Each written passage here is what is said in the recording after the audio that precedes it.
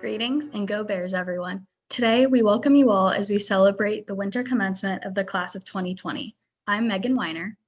And I'm Nikita Dar, and we are your MCs for today's celebration. We wish we could join together in person to celebrate this amazing achievement. Before we begin this event, we take a moment to recognize that Berkeley sits on the territory of the Huchun, the ancestral and unceded land of the Chochenyo Ohlone, the successors of the historic and sovereign Barona Band of Alameda County.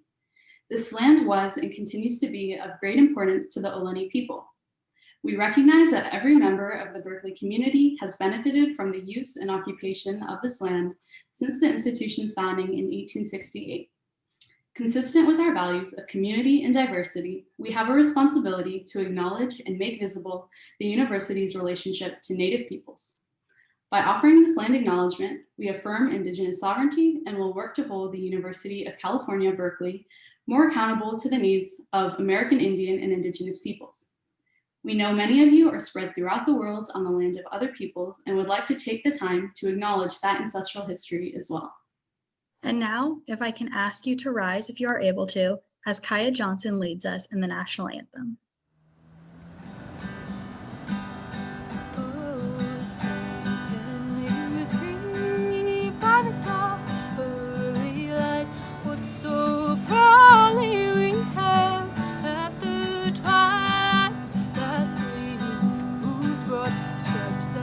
Stars through the perilous fight o'er the ramparts we watched were so gallantly streaming, and the rockets were red glare, the bombs bursting in air gave proof through the night that our flag was still there. Oh, say does that star-spangled banner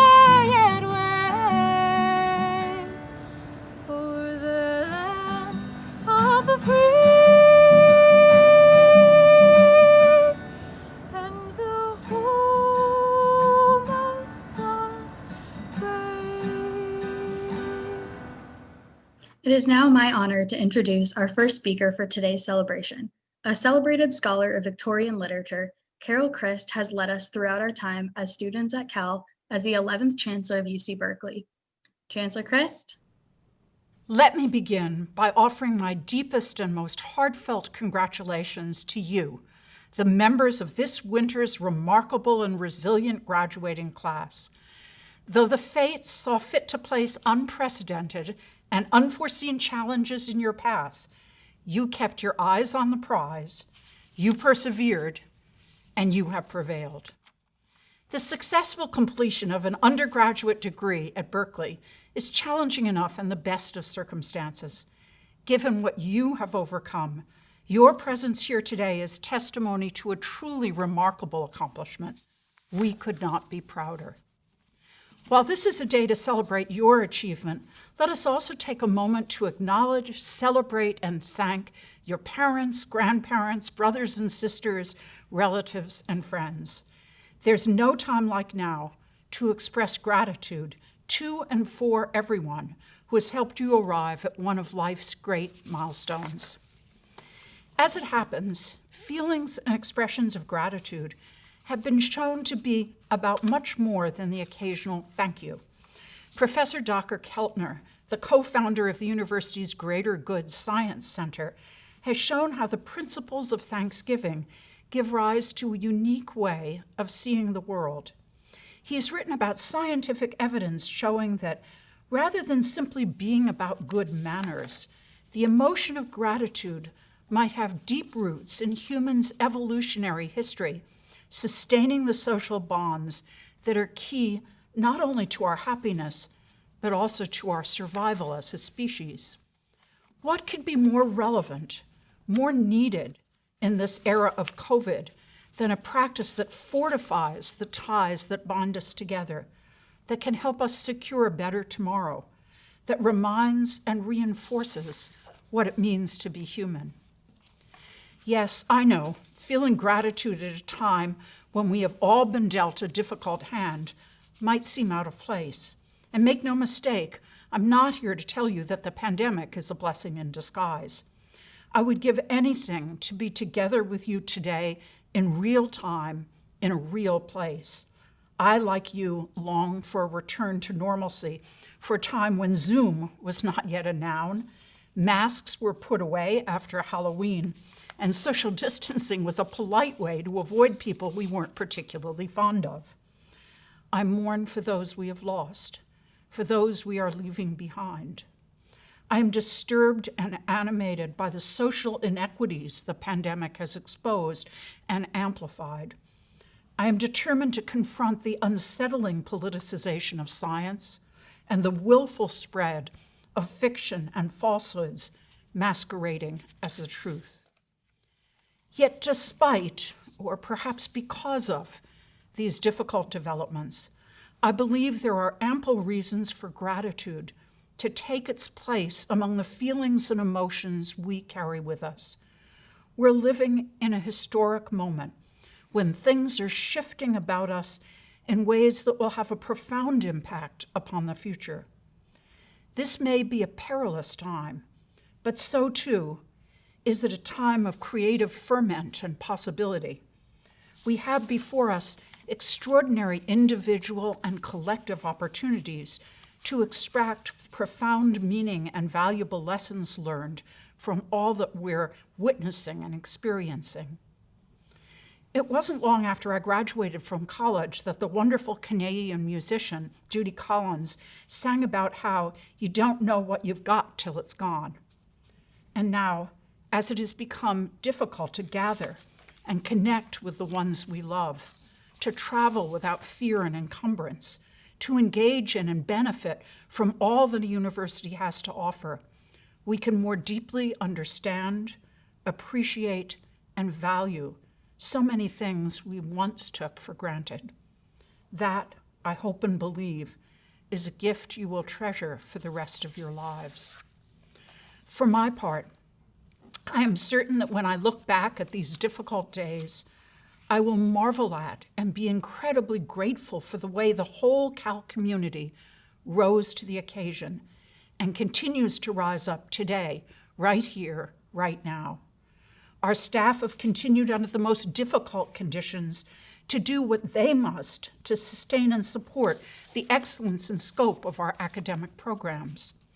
Our alumni have contributed tens of millions of dollars to support students who have struggled in the face of the pandemic's challenges. Our faculty has developed pedagogical muscles they never knew they had, finding new and innovative ways to convey knowledge and love of learning virtually through a screen. And you, our students, have been there with us every step of the way, sharing ideas with professors and administrators, sharing yourselves with each other, finding ways to build and sustain a supportive community at a time when it was needed most, teaching us all along the way about the irrepressible purpose and passion you bring to your education no matter the circumstances, teaching us about what it means to have an unquenchable thirst for knowledge and enlightenment.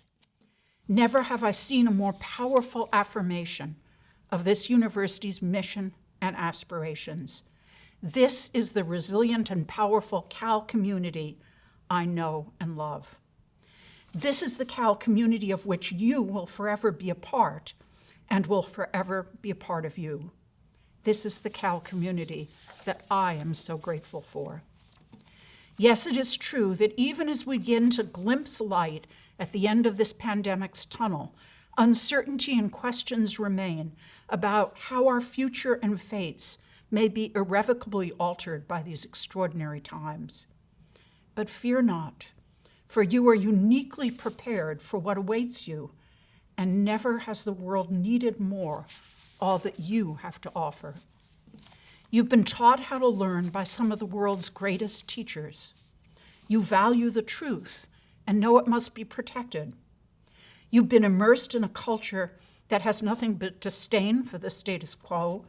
You know that conventional wisdom must always be challenged, that there must always be a better way.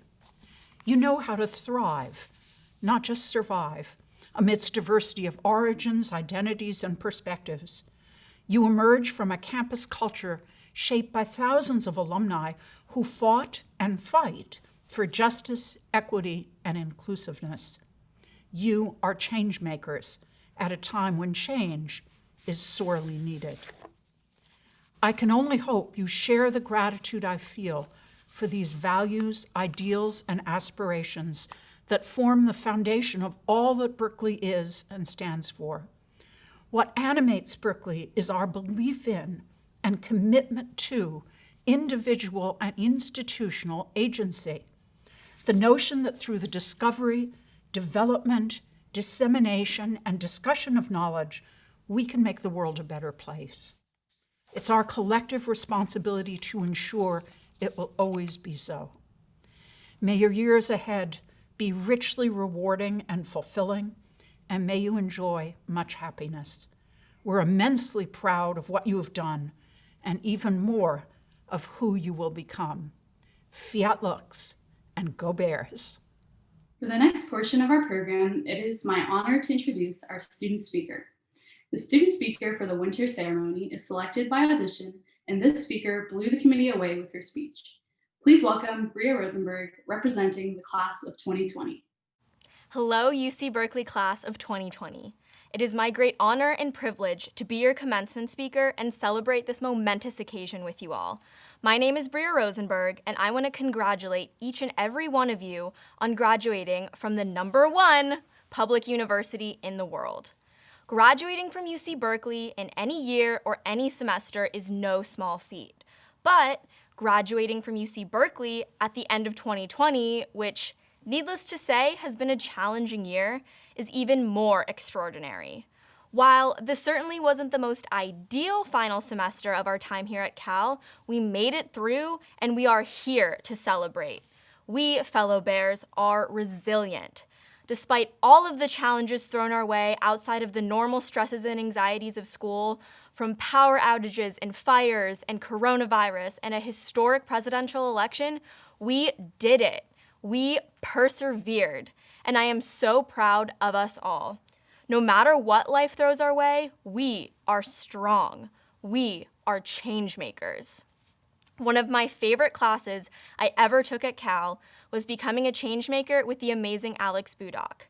Change makers are a new type of leader, ones that are resilient, collaborative, creative, optimistic, and not afraid to challenge the status quo.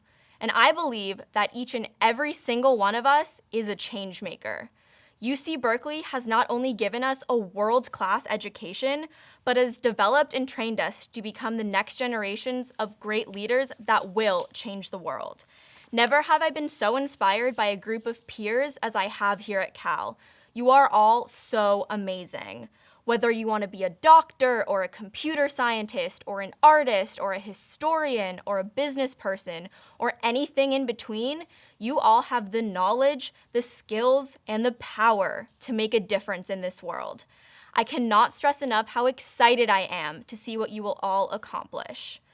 Whether we know each other personally or have not yet met, we are all inextricably connected for life by 2 words: go Bears. While simple, the meaning this phrase holds is profound. Go Bears is a part of our identity. It is our battle cry. It is a phrase of encouragement and strength to keep on persevering.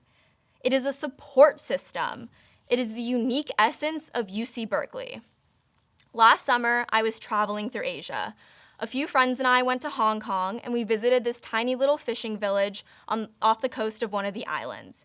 We had to take a train to a gondola to a bus to a boat to get there. I was walking around the village holding my Cal water bottle when someone screamed, "Go Bears!" He was wearing a Cal t-shirt. It was at that very moment I realized how powerful our network is. No matter where you are in the world, no matter how remote or secluded, if you see someone wearing that Cal logo and you scream "Go Bears," you will always get a "Go Bears" right back. A feeling of comfort and belonging and connection in an unfamiliar place. While I so wish we could be in person and I could hear the roar of you all screaming "Go Bears" back at me, even virtually, I am overwhelmed with emotion and pride. I remember walking around campus my first day of freshman year. I lived in Foothill, and my first class was an 8 a.m. in Wheeler. Not yet grasping the concept of Berkeley time, I arrived promptly at 7:20 a.m. to make sure I wasn't late and would get a good seat. The building was still locked. While waiting, I walked over to the grass to admire the campanile. I remember having the biggest smile on my face, spanning from ear to ear. Cal was my dream school, and I was in awe that I was finally here. While I'm now a few years older and a few years wiser, I have never lost that feeling of joy and awe I felt on my first day. I cannot express my gratitude enough for the past 3.5 years I've spent at this amazing university. I want to thank all of my wonderful professors, the incredible faculty and staff, my family, and my friends for supporting me on this roller coaster of a college experience. And most of all, I want to thank each and every one of you for going through this journey with me and inspiring me to be the best version of myself every day. Graduating from UC Berkeley isn't the end of our journeys, but only the beginning. Today is the first day of the rest of our lives. And I want to leave you all with a challenge, a thought exercise. Now that you've graduated from UC Berkeley and you have the degree attached to your name, what will you do with it? I don't necessarily mean your job or career, but how will you take your knowledge and changemaker skills and turn them into action? How will you have a positive impact on the world around you? While our formal university education has ended, how will you continue to learn and grow? I have no doubt that I will be reading about many of you in the news in years to come for being innovative entrepreneurs, curing diseases, or even winning Nobel Prizes and getting a coveted parking spot on campus. I challenge you to be the best you that you can be and take advantage of our amazing UC Berkeley network in getting there. I know you will all achieve incredible things. Congratulations once again, thank you, and I'd like to end on one final Go Bears! It is now my privilege to introduce to you our keynote speaker, Representative Barbara Lee. She is joining us from her office in Washington, D.C. Congresswoman Lee tirelessly serves the 13th Congressional District on which our campus is located. Congresswoman Lee began her legacy in the Bay Area while attending Mills College for her undergraduate work. Congresswoman Lee received her Master's of Social Work from the University of California, Berkeley, specializing in psychiatric social work. During her graduate work, she founded the Community Health Alliance for Neighborhood Growth and Education, CHANGE, which provided mental health services to many of the East Bay's most vulnerable individuals. In 1990, Congresswoman Lee was elected to the California State Assembly, where she served until 1996, when she was elected to the State Senate. In 1998, Congresswoman Barbara Lee was elected to serve California's 9th Congressional District, now the 13th, in a special election, and has passionately served the district ever since. She has always been a great partner to the students of UC Berkeley, providing endless opportunities for us to get involved in our local and national communities. It is such an honor to introduce our keynote speaker, Representative Barbara Lee. Good morning, UC Berkeley students, families, friends, and loved ones. First, congratulations to the class of 2020. You did it, even through these challenging times. I'm Congresswoman Barbara Lee, proudly representing the beautiful 13th Congressional District of California, which includes the place we all should be right now. Now, I'm not just Berkeley's Congresswoman, I'm also here as a proud fellow alum. Go Bears! When I graduated with a master's degree in social welfare back in 1975, I never imagined that I'd be addressing the graduating class 45 years later. It is quite an honor. Thank you, Chancellor Chris, for inviting me to be with you today.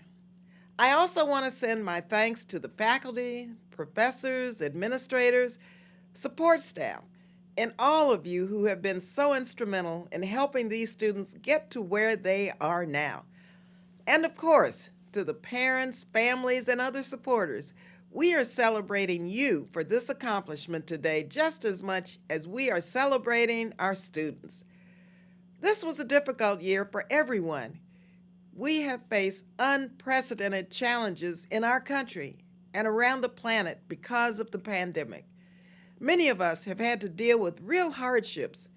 We are approaching 300,000 deaths in the United States. And every one of those losses, it's a tragedy. With all of the difficulties of this past year, it feels great to get to come together for something completely positive, to celebrate your success and the hard work, grit, and determination it took for all of you to get here today. Whether you are earning an undergraduate degree or finalizing your PhD, it is a major milestone on your journey.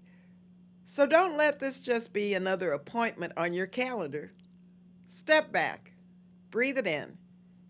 It's special, and you earned it. And as we mark this milestone for you, we also celebrate the anniversary of other special milestones. It was 150 years ago that women were first admitted to the University of California.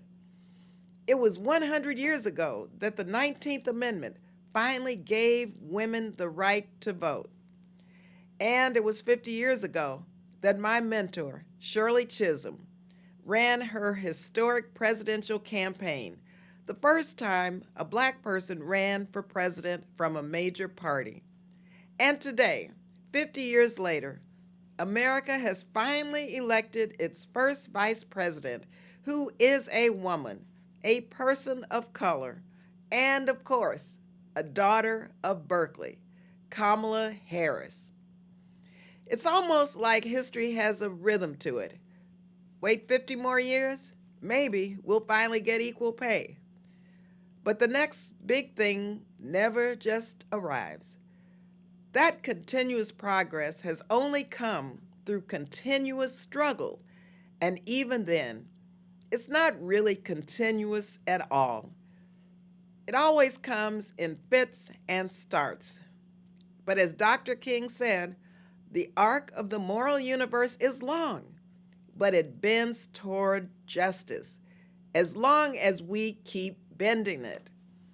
For example, the University of California was ahead of the curve when it admitted women 150 years ago. But we don't have a record of any Black woman students on any UC campus until about 40 years later, when a woman named Vivian Logan Rogers graduated from Berkeley and went on to become a public school teacher.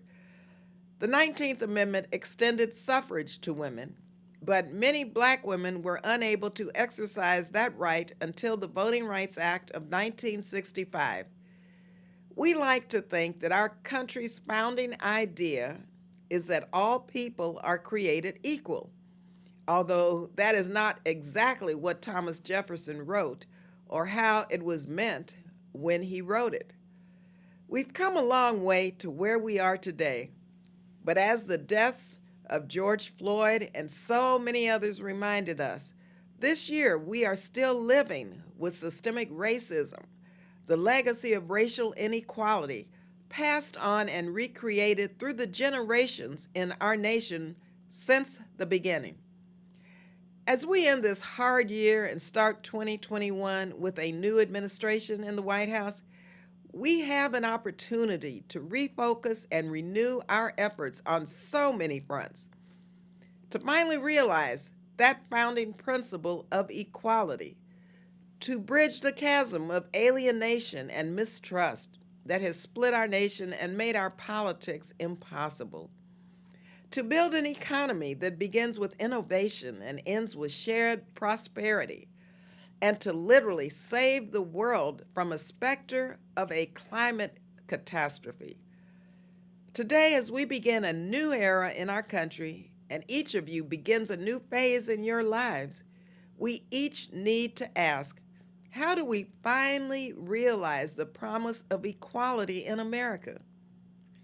Each of you has had the privilege and the responsibility to ask what you want to contribute. How will this world be different, better, for you having joined us on this journey? The quest for equality has been one of the defining questions in my life and in my career. My great-grandfather was born in Galveston, Texas in 1865, just a few weeks before June 19th, that's Juneteenth, when a Union Army general delivered the news to Texas that slavery had ended.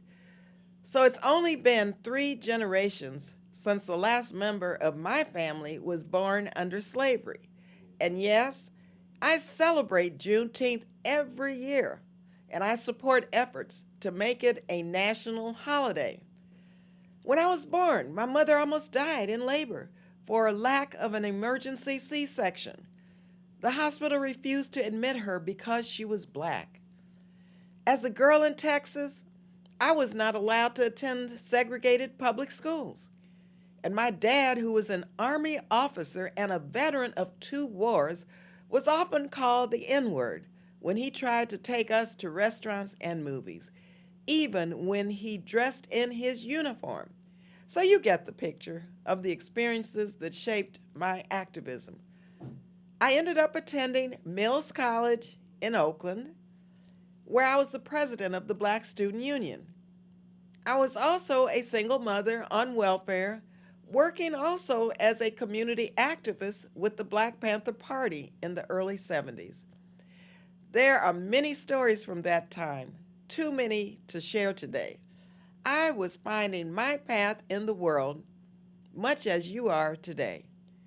At Mills College, I had the good fortune to meet the Honorable Shirley Chisholm, the first Black woman elected to Congress and the first Black woman to run for president. To call Shirley Chisholm a pioneer would be an understatement. I was in awe of her presence and the power and conviction with which she spoke. It was Congresswoman Chisholm who convinced me that if I really wanted to change the system, I had to participate in it. That meant registering to vote, getting involved in politics, and working to change and reshape public policies. If that sounds pretty standard to you today, believe me, as a young Black activist, that sounded, dare I say, radical. But she correctly explained to me the public policies of segregation, discrimination, and disenfranchisement were at the root of the injustices that my family and millions of others had experienced. And for all of our nation's flaws, we do have a system to change things. It just doesn't work unless we make it work. Shirley gave me a game plan for expressing myself through the power of my vote and political activism. As she put it, America is composed of all kinds of people. Part of the difficulty in our nation today is due to the fact that we are not utilizing the abilities and talents of brown and Black people and women who have something to bring to the creativity and the rejuvenation and the revitalization of the country. So I came to UC Berkeley for the same reason many of you did. I wanted to make a difference in my community. I wanted to change the world. I have followed that path throughout my life. In my lifetime, our country has made real progress. My father was not able to buy a home in San Leandro because he was Black. Now, I proudly represent the city of San Leandro in Congress. And I know Shirley is smiling down to see a Black woman preparing to enter the White House 50 years later as our vice president. But the fight for equality is far from over. In fact, in recent years, we have taken steps backwards in many areas. Where we are now, in just the past year, the pandemic exposed disparities that exist in public health and almost every other aspect of our lives. Black, Indigenous, Latinx, AAPI individuals all have a COVID-19 death rate of up to 3 times that of white Americans. We witnessed the brutal murder of so many Black men and women at the hands of law enforcement. And we saw massive protests across the country demanding justice and equality under the law. We also saw an angry, violent backlash against those crying for justice, just as we did during the civil rights movements of the past. And we just saw an unprecedented attempt by a sitting president to disenfranchise huge numbers of voters in heavily black cities like Detroit and Philadelphia by questioning the very legitimacy of their votes. The attempt to throw our legitimate votes out is outrageous, but it's the logical extension of the rollback of voting rights that has been going on for years. It's not hard to find other examples of inequality in today's world. African Americans are about 12% of the population, but make up about 33% of the United States prison population. Black workers, workers of color, and women still earn less than their similarly qualified white and male counterparts. Glaring disparities still exist in health, education, and essentially all of our other institutions. So, where do we go from here? For me, I remember, and I was where you are 45 years ago. So I'm not waiting around. I want to tackle something that's never been tried in this country. Now, many other countries around the world have formed commissions predicated on truth, healing, and taking steps towards racial justice. But here at home, we have never made a serious attempt to address the deeply rooted truth of this country, that inequality and racism has been woven into our DNA from the beginning. As we saw in 2020, understanding and finally addressing systemic racism in this country is literally a matter of survival for Black people. That is why I've proposed the creation of the first United States Commission on Truth, Racial Healing, and Transformation. This commission will bring into the light the effects of slavery, institutional racism, and discrimination against people of color, and how our history impacts laws and policies today. We must have this truth-telling moment in our country, like so many countries have had before, and we can be healed and be transformed. This is one way we can begin to fully account for and educate people on the generational effects of slavery and racism in our country. And yes, we must repair the damage by supporting reparations. In doing so, I hope we can come to a more fully embracement of the radical notion of true equality for all. As graduates of UC Berkeley, you are an integral part of this revolution. You are the leaders who we are counting on to continue our progress forward toward equality and justice, even in the face of the fiercest and most determined opposition. You are the new generation of leaders who can change the lives of millions of people for the better. And yes, you are the new generation of leaders that will save our planet from disaster, because the truth is that if you don't, no one will. It's a tall order, but today you are assuming the mantle of leadership. So let me tell you, you've got to be bold, visionary, fearless, and you must shake things up. I want to tell you that I am so proud of you for all of the work you have done to get to this point. All of you have faced adversity and prevailed to get here today. It is a real accomplishment, and you all deserve to celebrate. Enjoy this day, and always remember this feeling as you elevate the debate and do your part to change the world. Keep working hard and keep fighting for what you believe in. You have many more accomplishments and successes ahead of you, and this world needs what you have to give. Thank you for allowing me to speak with you today, and once again, congratulations to the class of 2020. Go Bears! Candidates, You have voluntarily submitted yourself to the traditions of the pursuit of knowledge and have proved yourself worthy of this high calling. Traditionally, we would invite you to the stage.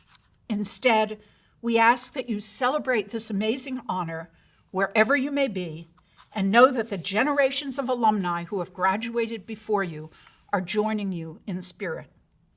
Will the candidates for doctoral degrees please rise as they are able? By virtue of the authority vested in me by the President of the University of California, I grant you the degrees of Doctor of Philosophy, Doctor of Law, or Doctor of Optometry. Candidates for the master degree, please rise as you are able. By virtue of the authority vested in me by the President of the University of California, I grant you the degrees of Master of Arts and Master of Sciences. Candidates for the bachelor degree, please rise as you are able.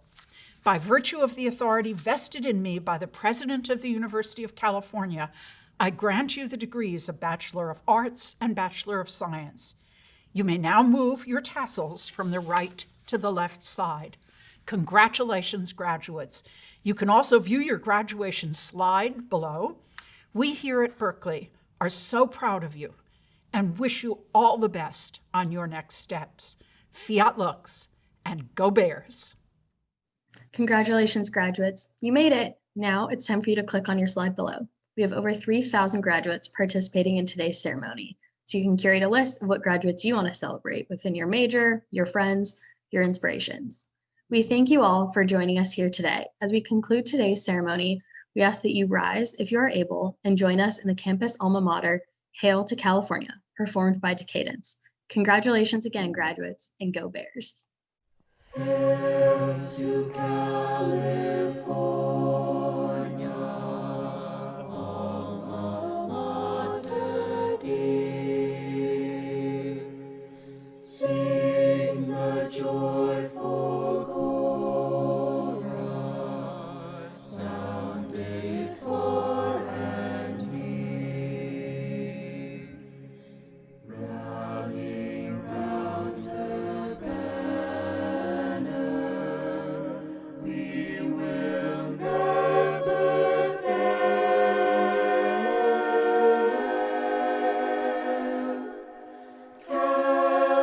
California,